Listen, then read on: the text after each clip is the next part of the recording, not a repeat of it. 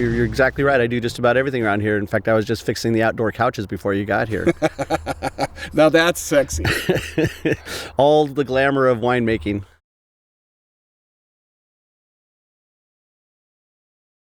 But if you can believe it, this is the ugliest the vineyard looks in the year. So not bad, but as the year goes on, different stages of growth, grapes, things like that, it gets much more beautiful. But yes, traveling, there's a different perspective on travel. If you were living somewhere that maybe wasn't as beautiful as here, anywhere looks a little bit better. But here, it's always a comparison. Where does it fall within what it looks like here? I don't even want to look at you. I'm just looking around you right now. Not a lot of mustard going on here yet, though. No, we don't do mustard here. Mustard is actually not native to Napa Valley. It was brought in, years and years ago, and it grew. After it was brought in, it grew naturally here. But we use more of a designed cover crop. We use a series of fast-growing grasses and legumes. One to help dry out the soil, and the other to add nitrogen back to the soil. Sort of a green manure product.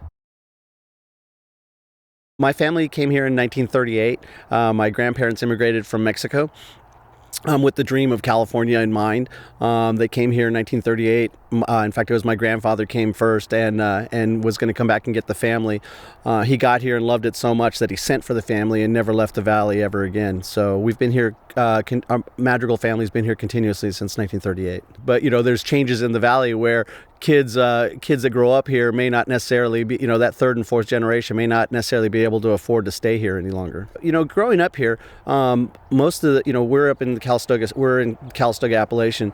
And when I was growing up here, most of the families that I grew up with the kids that I grew up with, third generation Italian immigrants. And at that point, a lot of as those kids grew up, the money was so great that they sold their farms out. So there was a conscious choice to leave and take the money. Now I think it's, kids that are living here, I think this is a tough place to be when you're, young and single, because this is a rural farming community, like a lot of farming areas. But it's also one of those places that people want to come back to as they get into their, later 20s, early 30s, and it's a fantastic place to have a family. But the problem is that it is, most places in the country and in the world, you're competing against your neighbor for property or a home and things like that. Here in Napa Valley, we're competing against the world. So we're not necessarily bidding with our neighbors. We're bidding with people from Hong Kong, China, France, all over the world. So the prices have become so extraordinary. It's always been expensive to live here, but now, it's almost like exponential how much it's gone up. Growing up, there was always people coming to Napa Valley that wanted to, it was a lifestyle change, and so in the late 70s and early 80s, or actually about the 70s and the early 80s, a lot of that influx were doctors and lawyers from Southern California that made $1 million and they wanted a lifestyle change, or they wanted to add to their lifestyle and come to Napa Valley. That was sort of the beginning of that kind of movement. But now it's more like, the money's from everywhere around the world. And so we're getting, in the last 10 years, it's not unusual to see NBA stars, NFL players, NASCAR drivers, software, owners, things like that. So it's a crazy mix of people. But the key component of all of those people is money. I think the one thing that worries me, well, for my family, hopefully we've instilled in them that happiness first. So they may not even want to be involved in winemaking or grape growing, and the chances are they probably won't. But we've always we raised them to find happiness, and so it may even take them away from here. Right now, the chances of them living here is become so much harder. The jobs aren't here to support actually living here. I don't know how, I know how I did it here, and a lot of it had to do with working a lot of hours, having extra jobs and things like that. I'm not so sure that the youth of today in Napa Valley and, in surrounding wine country can do that.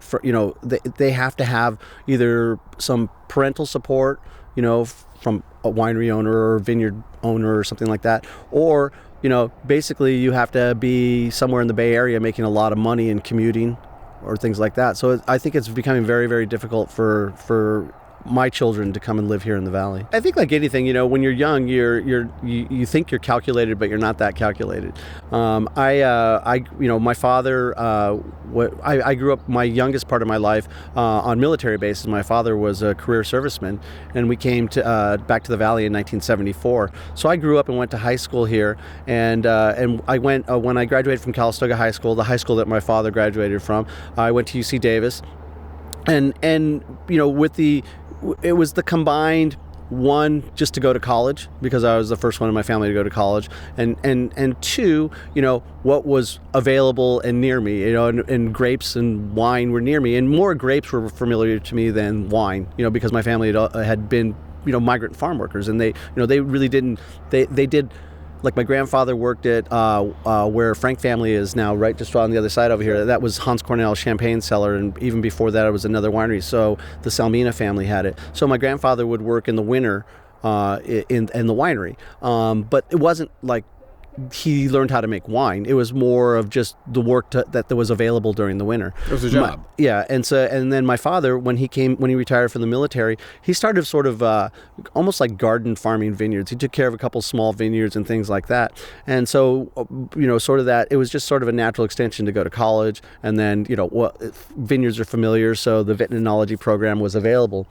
When I got out of college, the last thing I wanted to do was, work in a vineyard, and I hadn't quite grown up, and I hadn't quite realized that I was going to have to work the rest of my life. I was still waiting for me to hit the lottery or get some inheritance or something like that, and so I actually was a union carpenter in Sausalito for about a year, maybe 2 years, and I was commuting from Calistoga to Sausalito every day, and so my father one day Wait a minute. You were commuting from Calistoga to Sausalito? Every day. That's yeah. a pretty good haul. Not bad, yeah. Wow. So one day my father came to me and he said, Chris, I'd like you to come work for me, and I can promise you two things. I'm going to pay you less, and you're never going to have to commute again. And it really, it was I was realizing, to be a carpenter, which I loved. It was really a fascinating, job to have, and I really, I learned a lot. That the commuting was going to, even though I liked the job, the commuting was going to kill me. I knew that I didn't want to spend my life. I started making quality of life decisions then, saying, I can't kill myself every day driving 4 hours, a day of wasted time. So I went to work with my father, and basically in 1986 we started, I had done some stuff in the vineyard before that, but in 1986 I started with my father, and he had an old pickup, and we both had a pair of pruning shears, and so we started our career. I started our career. And kind of a funny story, it's I'd love to tell you that we had a business plan and that we were, basically I went to help him to go, do the work on a couple of the small vineyards that he did. And so within that year that I started with him, we got two big breaks. And actually our very first break was kind of a funny story. It was so we got interviewed. There was an interview from Clopagas. Clopagas had opened up a couple of years earlier up on Dunawheel Lane, and so a guy named Bill Pease was the sort of like the president and winemaker of Clopagas, and so we interviewed with them, and we're talking with him, and he says, and so you guys have all the equipment you need and everything to get the job done, trucks and everything like that. And my dad's, yeah, we can do it. Whatever you need, we'll do it, right? And so we the next day or the day after, I don't remember if it was 1 or 2 days, we get a call, you got the job. And we look at each other like with total amazement. We got the job, we didn't own anything, and so it was springtime, right about this time right now. It was almost exactly this time, and the vineyard wasn't pruned, and so they needed somebody, but they also needed to get everything pruned and mowed and disked and things like that. It was really a tight timeline. We didn't have any equipment, so the first thing we went to family friends Les Blakely, and we borrowed a tractor and a mower. Right. And then, so that was the immediate, we got that, we overheated it. It was just, we were trying to do too much on it. So we got that part, but then it was time to till the fields, and we didn't own any equipment. We didn't own it. We had an old, truck. And so my dad went to Lamson Tractor. It was called Lincoln at the time, Lincoln Tractor Supply. And he said, I'd like to demo a tractor and a disc. That's resourceful. And so we demoed a Kubota tractor and a disc, and we disced the vineyard. And the salesman came back after about 3 weeks. Would you guys like to buy the tractor? And my dad said, we'd love to buy it if you could finance it, you know. And I think we were probably on pretty sketchy financing, you know, but they financed it, and that was the beginning of the empire, you know. And you know, when you're trying to do something from nothing, you have to become resourceful, and that's the way I grew up in the vineyard side of it. It was all, you know, what you didn't have the money to do things, you were resourceful and somehow figured out how to do things. And then, you know, quickly after that, we were hired by Duckhorn, and you know, the story is kind of an easy story. After that, we developed vineyards for Dan Duckhorn and his family for 25 years. In fact, this is a Duckhorn estate that I came on in 1989 and developed the vineyard in 89. And the big house over there was broken up into 3 apartments. That was my original bachelor pad in 1989. And then, you know, fast forward, we bought this place in 94 from Dan.